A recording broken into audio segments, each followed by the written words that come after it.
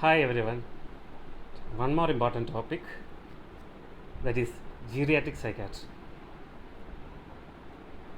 It's very important because throughout the world, number of elderly are increasing day by day. Their problems are also important. Before going in detail regarding various aspects of geriatrics, we must be familiar with certain terminologies. Little bit confusing for the beginners. First one is gerontology. Gerontology is the branch of science that dealing with normal aging process. Study of normal aging process is gerontology. Geriatrics is a clinical specialty that is dealing with problems of elderly. Medical problems of elderly are included in geriatrics. One more specialty is the geropsychiatry. It's a new super specialty that deals with psychiatric problems of elderly people. So many specific elderly issues are there related to psychiatric disorders. So geropsychiatry is a super specialty that comes under that area. Now, one more important basic thing. Who is an elder? Different terminology you may come across while reading books or literature related to geriatrics. Above the age of 55, some literature says it is old age, whereas above the age of 65, some says it is old age. Anyway, 55 to 64 we can call that group as older group. 65 to 74 it is elderly. 75 to 85 aged, and above 85 it is very old. So that is the best category related to aging. Another important categorization is 60 to 74 is young old, 75 to 85 middle old, and 85 and above is old. So different categories related to age can be seen. Now we are moving a little bit further, that is theories of aging. How aging exactly happens, that is very well explained by various theories. Two important categories of theories of aging are biological theories and psychosocial theories. In biological theory, various theories are included in biological theory, which basically tell us about the changes that happens with molecules or cells, and finally ultimately leading to aging process. So the changes that is happening in cells and molecules are explained by biological theory. Under biological theory, first and foremost one is genetic theory. According to the proponents of this genetic theory, they says the aging process is depicted on genes. It is predetermined when a person will become an older person. It is depicted in the gene. So it is inherited one. Longevity as well as lifespan is predetermined. Then development of free radicals, that leads to collagen formation, that in turn leads to aging. According to this genetic theory, that collagen formation, development of free radical, everything is predetermined in the genes. So that is inherited one. Then of course, this genetic theory says that during the later life, person can come up with experience with cancers.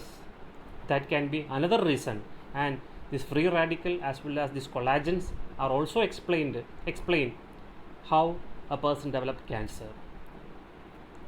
Then of course, according to this theory, that is genetic theory, at a particular time period, person will start with autoimmunity. So once the person develop this autoimmunity, person may have problems, and that in turns can leads to deterioration of physiological function. That is explained by genetic theory. So under biological theory, first one is genetic theory. Second one is wear and tear theory. According to this theory, it is the wear and tear that happens in the biological system that leads to aging. And this wear and tear is also associated with increased number of or increased amount of free radicals. And these free radicals, of course, as you know, it is the waste product of metabolism. Day by day, this will accumulate inside our body, and that can leads to wear and tear. And this wear and tear theory explains about free radical along with the cross linking of collagens also, and cumulation of aging pigments. So these are the three things that is explained by wear and theory, that is free radical, increased amount of free radical, cross linking with the collagens, and of course increased accumulation of aging pigments that leads to wear and tear, and that in turn leads to aging. Another important biological theory is environmental theory. According to this theory, it is the environment in which the person lives decides when to person to get old, or some theorist or some scientist says it is secondary to the aging process. According to this theory, it is the sunlight, it is the infection, it is the oxygen present, it is the pollution present in the environment influence the body, and finally the person aging process advances. Another important biological theory is immunity theory. According to this theory, as age advances, immunity decreases. Along with this decrease in immunity, there is possibility of increase in autoimmunity. This autoimmunity will affect the body, and this autoimmunity detects normal body part as a foreign body and starts reacting to that. That can lead to disturbed physiological function, and that can lead to aging. Then another important theory is neuroendocrine theory. In biological theory, neuroendocrine theory. According to this theory, it is the abnormal endocrine system or endocrine system start decline in their functions, and it will in turn affect neurological function, and that is the reason for aging. And this neuroendocrine system very well explains about the deterioration of neurological functions as well as endocrine functions. So far we discussed about biological theory. Under biological theory, it is genetic theory. Second one is wear and tear theory, environmental theory, immunity theory, and of course neuroendocrine theory. So that's all about biological theories of aging. Now we are proceeding further to psychosocial theory. This is another important category of theory which explains about aging process. According to this theorist or theorist belongs to this group, it is the psychological and social aspects influence aging process. They says it is the attitude and behavior during early stages of life decides whether the person reaches a state of successful aging.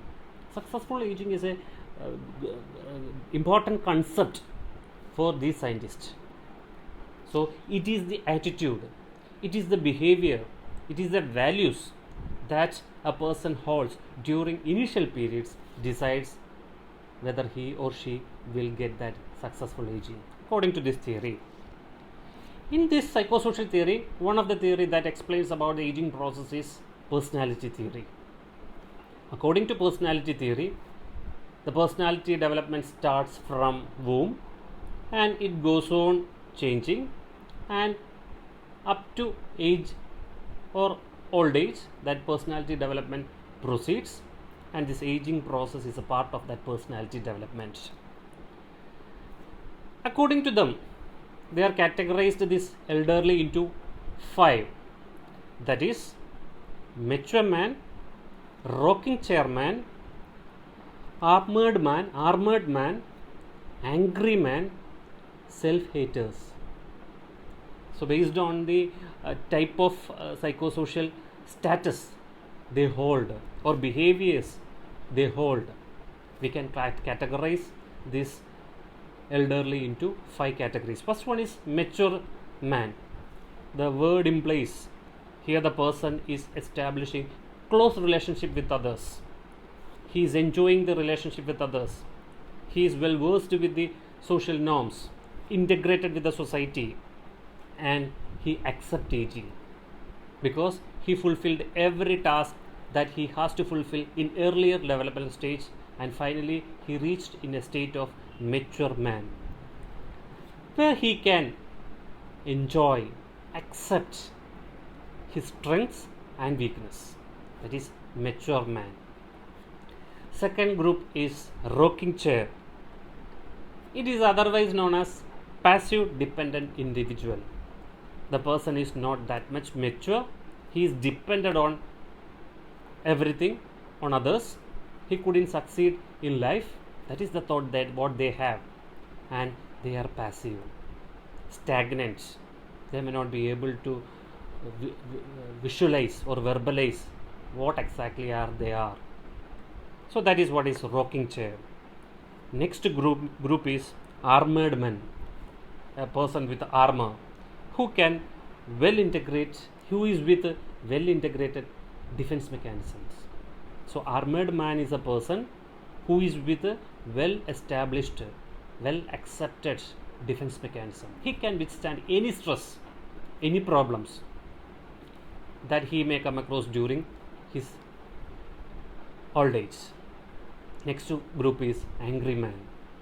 Angry man is a person, from the word itself it is clear, he is aggressive, he is bitter about everything, he is confused, he is not interested in others, he is not enjoying the social structure, he cannot enjoy that integration with the society.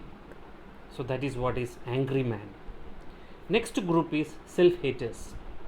Here the aggression, whereas in angry man the aggression is towards society, towards others, whereas in self-haters this aggression or anxiety, the anger, everything is directed towards himself.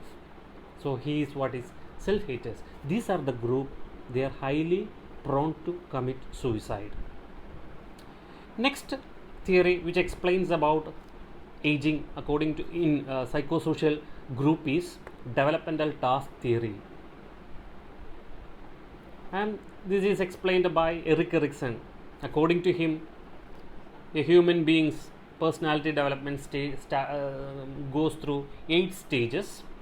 Each stage individual has to achieve certain task, and some of task may be achieved and some may not be achieving, and finally they reach as a state of final stage, that is ego integrity versus despair. That is the final stage where the task of that elderly, if a person achieve everything, if the person transit every stage smoothly, he may have that integrity. Otherwise he may show, or individual show mixtures of that integrity and despair. If a person is showing more ego integrity features, that means he is mature man, and if the person is showing more features of despair, he may be self-hater or angry man. So that is according to task theory by Erik Erikson. Next one is disengagement theory. In psychosocial theory, next theory is disengagement theory. According to this theory, as the age advances, the person starts withdrawing himself from the society, and the social withdrawal, the disengagement, finally end up to a process of aging process. So withdrawal from the social roles and responsibility. So it's a gradual process.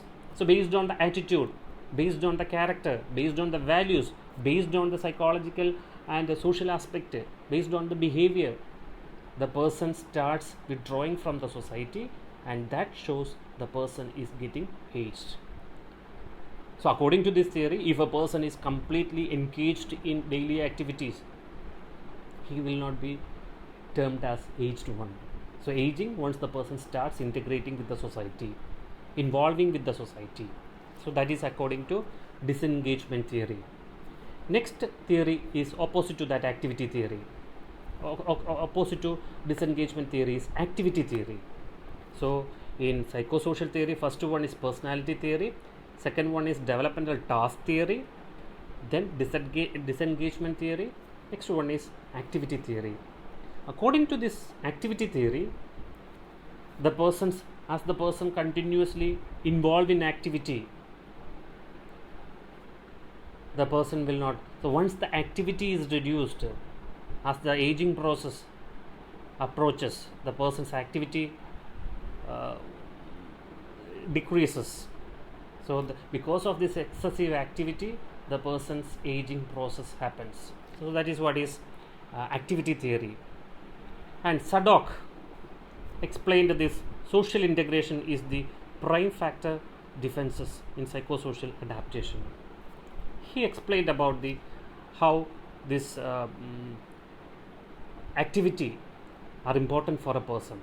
Once the person is active in her life, that aging process, as the age advances, this activity decreases. The next one is continuity theory, that is otherwise known as developmental theory. According to this theory, coping abilities and personal characters predict aging. So if a person developed a proper coping mechanism or defense mechanisms in early life, that aging process will be slow. Once the person can adapt to various life stresses and situations, that can lead to that. If the person can adjust with these life stresses, if he has an adaptation, proper adaptations, he will not have any problems associated with aging. So far we discussed about aging theories. According to this aging theory, two important group of theories are there: biological theory and psychosocial theory. Now we can see what are the normal aging process. What are changes that happens inside a body? What are things happens in the psychological aspects? What all changes happens in the sociological aspects? What all things are happen in the economic aspects during this aging process? So we will see the biological aspects of aging. According to this biological aspects, it is the external environment affects the behavior, and of course there is possibility of trauma, infection and past diseases. Then definitely there is decreased number of cells. As the age advances, number of cells in the body decreases considerably. There is of course decrease in enzyme level, production of enzyme may be decreased. Then there is reduced responsiveness, that is very important. So reduced number of cells, reduced number of enzymes or quantity of enzymes, and responsiveness towards the stimuli, internal and external stimuli. So that is also seen during this aging process as a biological aspect. We will see the changes in skin. You may be familiar with the changes in the skin of an elderly person. It is because of the decreased amount of or changes in the collagen that leads to loss of elasticity. As a result of loss of elastin, you may see wrinkles and sag, and during that time, if a person exposed to sun, there is high risk of getting skin cancers. Under the skin, there is possibility of decreased adipose tissue, reduced blood supply to the skin. As a result, the healing process may be delayed. So delay in healing process can be because of the reduced amount of blood supply to the skin that we can see in elderly person. Next important thing is CVS system. Cardiovascular system, an important system that will have changes during aging. We are discussing about the normal aging process. What all changes normally happens in a normal body during this process of aging. First we finished the skin. Second one is, of course, it is cardiovascular system. Under cardiovascular system, there is high risk of reduced heart rate. There is high risk of atherosclerosis, deposition of fat in the lumina of the blood vessels. There is decreased tolerance to exercise. Person may not be able to tolerate exercise as before because of the reduced cardiac function, reduced energy reserve inside the body. There is possibility of hypertrophy of hearts, and there is high risk of reduced pacemaker activity of the hearts. That is very important. And there is possibility of reduced cardiac output. So these are some of the changes that we can see in an elderly person's cardiovascular system. Now we can see the respiratory system. What are the changes that is possible, that is important? What are the important changes that we can see in respiratory system? In respiratory system, there is decreased thoracic expansion because of the physiological problem, decreased elasticity of muscles. The thoracic expansions may be decreased, and in lung tissue there is more chance to develop more fibrous tissue. So fibrosis of the lung can be increased, decreased elastin, and pulmonary vital capacity is comparatively low in elderly. If the elderly is misusing some tobacco or some sort of that is abusive substances, there is high risk of developing these many problems. Of course, pulmonary blood supply may be decreased. These are the common changes that we can see in respiratory system of an elderly person. Moving towards musculoskeletal system. In musculoskeletal system, there is always weakening of the muscles. Muscles mass can be decreased, and of course there is possibilities of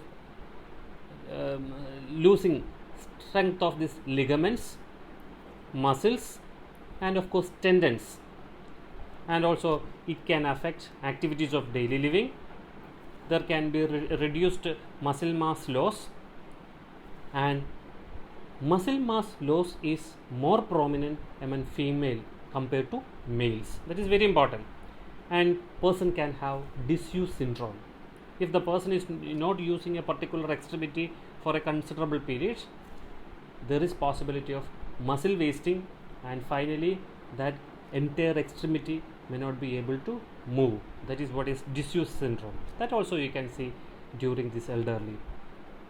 Next one is changes in gastrointestinal tract, where you may get from mouth, teeth, number of teeth can be reduced considerably. It can be because of the reduced dentine protection, structural or shrinkage of this gum.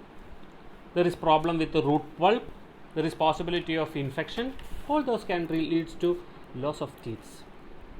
There is possibility of decreased peristalsis, chance of the reduced amount of gastrointestinal secretion or gastric acid productions can be decreased. It can in turn affect vitamin deficiency. This vitamin deficiency can cause various problems, and there is possibility of dietary habit changes that can lead to dehydration, and constipation is a major problem that we can see in patients, especially elderly patients. And there is possibility of reduced liver function. That is very important. If a liver function of a person or elderly is decreased considerably, we may have to think about dosage that we can give for any reason, because these medicines are get metabolized in the liver. If the liver functions are affected, you may be cautious about administering medications, because liver is the place where this detoxification process takes place. That is very important. Next important area is endocrine system. The elderly person's endocrine system is also affected. In majority of elderly, you can see thyroid functions are affected. In turn, that affects metabolism. So once the thyroid functions are affected, it will leads to reduced metabolism, and there is possibility of adrenocorticotropic hormone reduction, that in turn can leads to stress. Stress response can be affected because of this particular problem. Then there is possibility of insulin resistance that can leads to diabetic, insulin dependent diabetes mellitus. Obesity, overweight, all can be seen as a normal aging process in elderly with related to endocrine system. Next important system is genitourinary system. Genitourinary system is also affected in elderly. There is reduced number of nephrons or attrition of nephrons can be seen. There is always possibility of reduced blood flow to kidney, and of course that in turn affect glomerular filtration rates.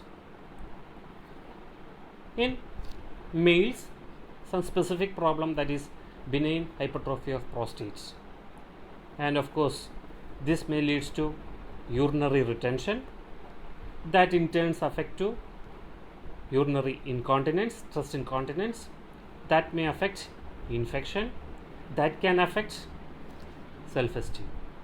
Along with that, there is possibility of decrease in the sphincter control, that is mainly seen in females. That is also another important issue related to social isolation, especially for elderly. Now next important area is immune system.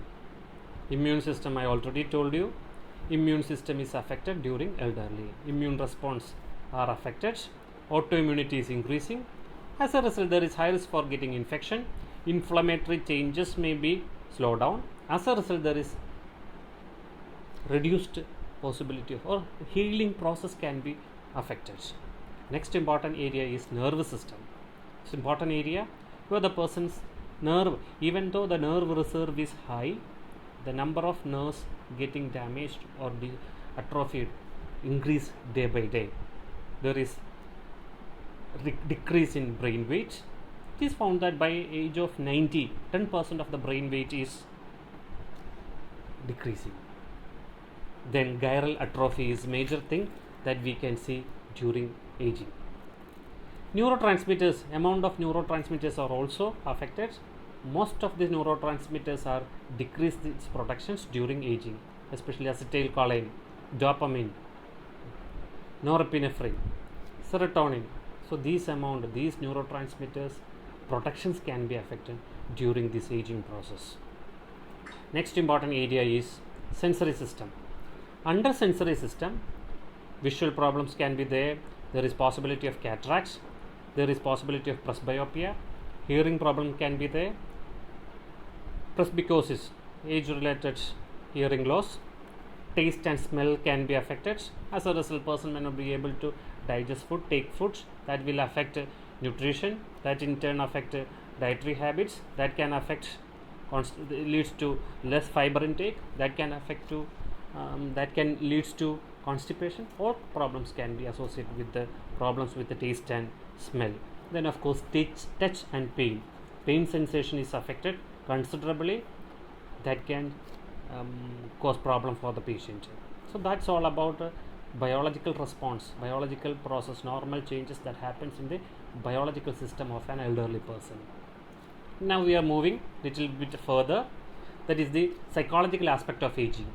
That is very important. Here, the person's memory loss can be seen. Usually, immediate memory is losing. Many of these elderly are complaining with recent memory loss or immediate memory loss. He may not be able to remember what happened just 1 hour before or half an hour before. They will forget whether they took food or not. So that is a problem. Then intellectual capacity is decreasing. Previously, he may have a high intellectual ability and capacity, but during this aging process, the intellectual capacity, learning ability can be decreased. As a result, you may be noticed, elderly are very slow in gaining new things, very slow in learning new things, especially with the mobile phone and all apps and all. The youngsters will learn in a fraction of a second, but elderly may find a little bit of difficulty. So learning ability is decreased. It's a normal aging process. There is, of course, the person has to face with various loss. The grief reactions may be experienced. Then, of course, there is possibility of attachment to others, especially during towards the end of their life. They may be attached to somebody. Then, of course, there is problems with the bereavements. There is problem with the self-esteem problem, and there is possible problems with the retirement. There is, of course, problem with the death. Some are very well accepted the fact that they have to die, and some are very difficult to accept the fact that they are dying. So that is also very important. One of our MSc student conducted one study in elderly home, district elderly home in Thrissur, that is related to death anxiety. Interestingly, death anxiety among elderly residing that old age home is very low. They very well accept the fact that they have to die. They are ready to die. So that is very important. That is one of the psychological problem associated with elderly. Now we can see some of the psychiatric disorder, specific psychiatric disorder that is associated with elderly. Neurocognitive disorder, very important. And whenever we say a patient with or elderly person, 3D syndrome is very important. Dementia, depression, and delirium. Dementia, depression, and delirium. 3Ds. So these are some of the neurocognitive disorder. Of course, dementia, because of the Alzheimer's disease, is the major part of this dementia. Of course, there are some other disease conditions that can cause dementia. Both the reversible dementia and irreversible dementias are there. Alzheimer's disease is a progressive, gradually progressive decline in cognitive function, higher mental function. So that can be seen in patients. So major psychiatric disorder that we can see among elderly. Then delirium. Delirium is a common acute. Always there is confusion to differentiate dementia and delirium. Dementia is a gradually progressing neurocognitive disorder, whereas delirium is an acute onset neurocognitive disorder that can be associated with problems with the brain structure, some neoplasms. There is possibility of decrease changes in the hormones that can lead to delirium. There is possibility of endocrine dysfunctions. Possibility of delirium is there. Problems with the visions and hearing can result in delirium. Stress can precipitate delirium, and there are certain medications, regular medications taken by the individual, the elderly, can cause delirium. Another D is depression. It's a major psychiatric disorder commonly seen among elderly. It is because of the reduced amount of neurotransmitters, especially serotonin, that can lead to depression. That is also important psychiatric disorder. Schizophrenia, late onset schizophrenia are common, and schizophrenia as well as some delusional disorders commonly seen in elderly. Certain anxiety disorders, sleep disorders. So these are some of the specific psychiatric disorder that can start during this elderly time. That is very important. Now we can move on to socio-cultural aspects of elderly, that is stereotypic behavior. Stereotypic behavior, that is the person may show certain structured pre-planned type of behaviors. They will do according to that only. They will do one by one as they practiced. So that can cause little bit of frustration from the part of the caregiver as well as for the elderly. Suppose if he failed to place that spectacles in a particular place where he is supposed to place, if somebody changed that place or he himself removed that spectacles and placed somewhere else, he may find it difficult. Similarly, if the person routinely taking bath from a particular toilet, bathroom, and if some structural changes happen in that area, he may get frustrated because of the stereotypism. And the stereotypic behaviors are causing some problem for the caregivers or youngsters also. They may consider this elderly, stereotypically say elderly are like that only. So this is usually normal happens. So this is the concept behind them. That is also creating problem. Then there is always problem with employment, socio-cultural problem, employment and retirement. Retirement is a major stress factor that elderly has to face. So till then he was somebody in that office, he who has that power, but after that particular day of retirement, he may feel an emptiness, and he will lose the power. He will perceive himself as useless, powerless. So that is also there. Then next one is sexual aspect of elderly. It's a major misconception from the part of youngsters also. They do have sexual desires, but the same sexual desires as that of youngsters may not be present because of the physiological function, but they do have. So that consideration should be given for them. And the sexual problems associated with elderly is because of the physical changes and psychological changes. Physical changes in male and female may be different, so that is very important. Psychological changes, as I told you, the stereotypism, the depression, the neurocognitive disorder, everything contributing problems to the sexual issues, sexual aspects. That is also very important. Now we are moving to another important area, that is elder abuse. You may get short note from this area, elder abuse. You may get essay type questions from this as aging, theories of aging and different normal aging process. Apart from that essay, you may get a short note also from any of this area, and elder abuse is one of the area where you may get short notes. So one of the terminology media uses, especially in Europe and America, is granny bashing. So that is nothing but it is the family violence, elder abuse that we may see, that is granny bashing. We can divide this abuse into physical abuse, psychological abuse, neglect, financial abuse, sexual abuse, identity abuse. So these are the abuses. In physical abuse, it can be striking, hitting, beating, bruising, cutting, restraining. So these are some of the physiological abuse the person has to face, elderly has to face inside the home. Their immediate family members, their children, in-laws are making this physical abusing. So these are some of the type of physical abuse. In psychological abuse, it can be yelling, insulting, name calling, harsh comments, especially related to past. In the past, he may show something towards this individual. Now he is invalid, and this is the time they are retaliating what they got previously. That is harsh comments, ignoring, silence, social isolation.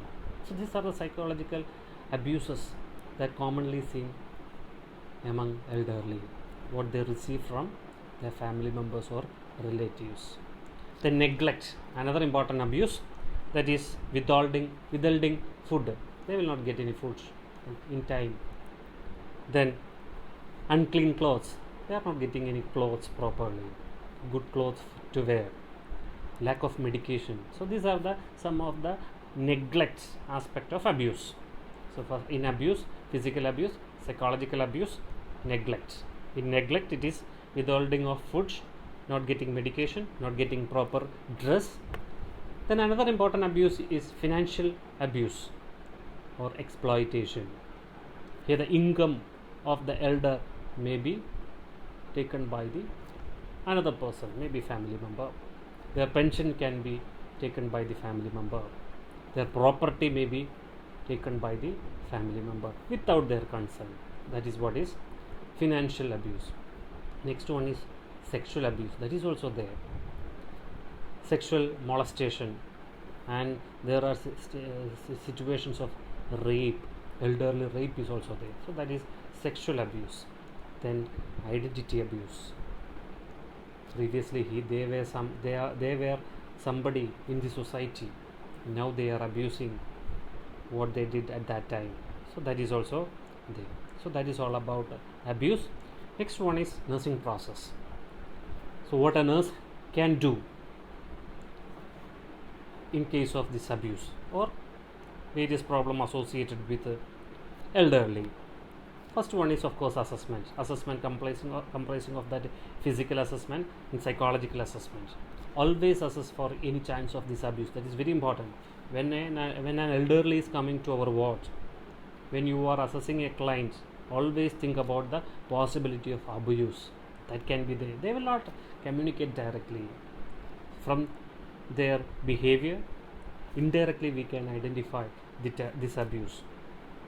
Most of the patients are affected with the hypothermia because the lack of adipose tissue in the skin, the reduced oxygen, there is possibility of anoxia, skeletal muscle weakening, reduced cuff reflex that can lead to pneumonia for such patients, demineralization, decreased gastric activity, decreased gastric motility, reduced pain sensation, diabetes or metabolic disorders, grief, everything you need to assess. So detailed assessment is very important as far as nursing care of a patient with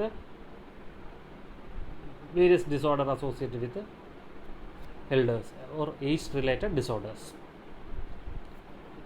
Some of the nursing diagnosis.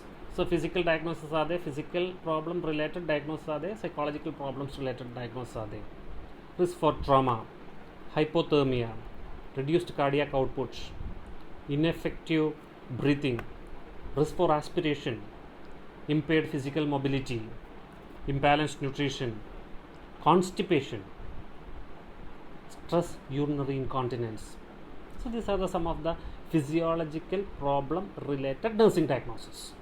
Now we can see some of the psychological aspect related nursing diagnosis. Disturbed thought process, complicated grieving, risk for suicide, powerlessness, decreased self-esteem, fear and anxiety, disturbed body image, ineffective sexuality, social isolation, risk for trauma, caregiver role strain. So these are some of the nursing diagnosis specifically associated with elderly. Towards the last part of nursing process, assessment, planning and implementation, diagnosis are all over. Now specifically, if you remember 14R, letter R, that says about nursing intervention. That is very important. If you remember 14R, 14R. First one is reassurance. Whatever may be the problem, the client, elderly client is coming to you, reassure them. As we learned in principles of psychiatric nursing, reassurance should be given in a subtle manner. But remember, for elderly, the reassurance should little more expressive, because they do have hearing problem, they do have visual problem, they do have sensory impairment. So reassure the clients. So that is the first R. Second one is respect. Always respect an elderly. He is a founder. He is a person with immense experience of 80 to 90 years or 70 to 90 years. Respect that thing. Respect that individual. He was also an youngster. He was also an adult. He also enjoyed everything. He also had power, both psychological power as well as physical power. He do have employments. So everything he had. So respect that individual. Second R. Next one is establish rapport. Building of rapport is very important. Once you establish rapport with the clients, it is easy to care such patients. So always establish rapport. That rapport building is very important. So reassurance, respect, rapport building. Next one is reports. That is also very important. Why it is important? Because as I told you, elder abuse is a major concern nowadays. So whenever you suspect something, report immediately. Whenever you find some abnormality in that client's report to appropriate authority. The next one is reposition, because disuse syndrome is a major problem. A particular extremity, if a person is not using properly, that will end up with a muscle wasting, and finally he may not be able to do anything with that one. So reposition. So try to reposition the client. So that is next R. Next one is reduce. Always remember, the liver function of most of the patients, elderly patients, are decreased. So reduce the dose of medication. Reduce the dose of stimuli, because minor stimuli may be disturbing for them, especially in hospital setting. So reduce medication according to the body weight. Reduce the internal or external stimuli. Internal stimuli, of course, reduce that hunger, thirst, urge to urinate, so everything, pain. So stimuli, controlling of pain. So that is what is reduce. The next one is regenerate. That is very important. Next R. Try to give some sort of activities that will rejuvenate him, so that he can enjoy. He will have some quality life thereafter. So adding life to years, not adding years to life. Our motto as a psychiatric nurse or geriatric nurse, my motto should be adding life to years. So remaining years he has to live in this one. So add more quality. For that you can have regeneration activities, some sort of exercises, some sort of meditations, some sort of prayer, some sort of recreational activities. Everything will regenerate. If possible, make him to go for a picnic regularly, involve family members, add more quality life, quality time. That is next R. Next one is response. Always think about the response.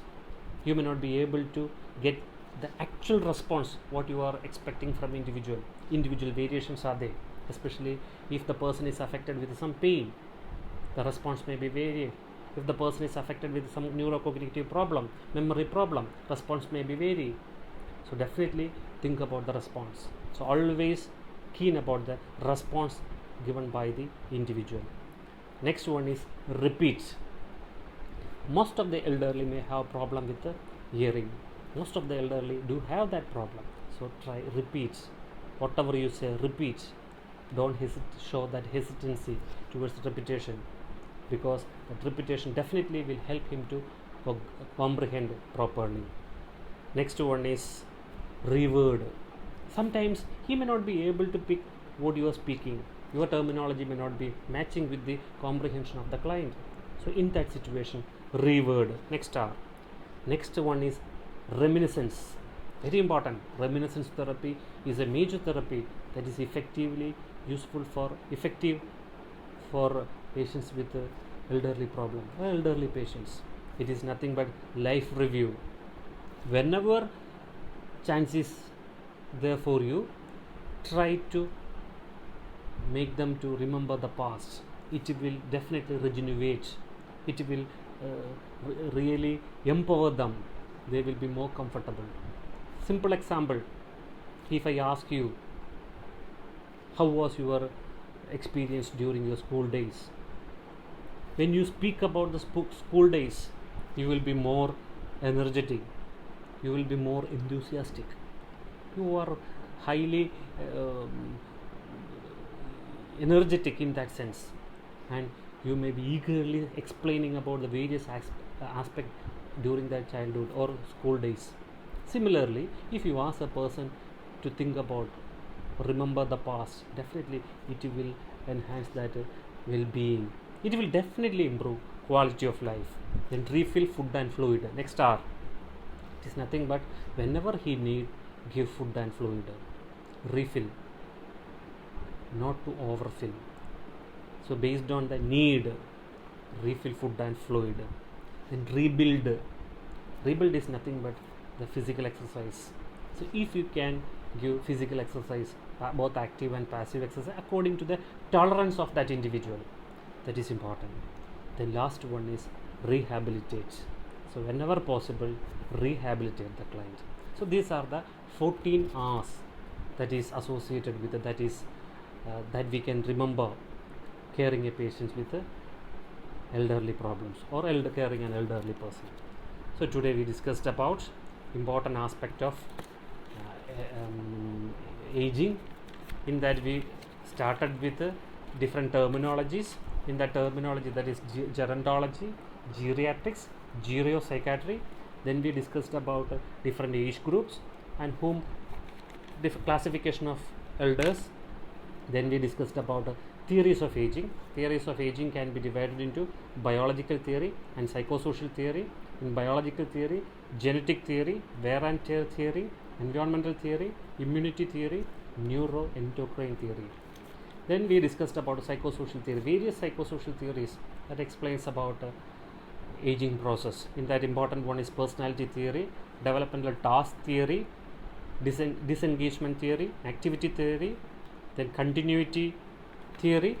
Then we discussed about normal aging process. What all changes happens in biological aspect, that is skin, CVS, respiratory system, musculoskeletal system, GIT, endocrine system, genitourinary system, then immune system, nervous system. Then we discussed various sensory organs. Then we discussed about the psychological aspect of aging. Then we discussed about the psychiatric disorder, specific psychiatric disorder commonly seen in elderly. Then we discussed about the socio-cultural changes or socio-cultural aspects of elderly. Then we discussed about important topic, that is elder abuse. That is physical abuse are there, psychological abuse are there, neglect is there, financial abuse is there, sexual abuse is there, identity abuse is there. Then finally we discussed about the nursing process. In that we finished assessment, what all things you need to assess: physical aspects, psychological aspects, various aspects of abuse. Then nursing diagnosis also we discussed. In that physical problem associated with the diagnosis and psychological problem associated with the diagnosis also discussed. And finally we discussed about 14 R's, 14 R's. Each R represents how to care an elderly. So in that, reassurance, respect, rapport, reports, reposition, reduce medicine, reduce stimuli, regenerate, response, repeat, revert, reminiscence, refill, food and fluid, rebuild and rehabilitate. Hope it is clear for you.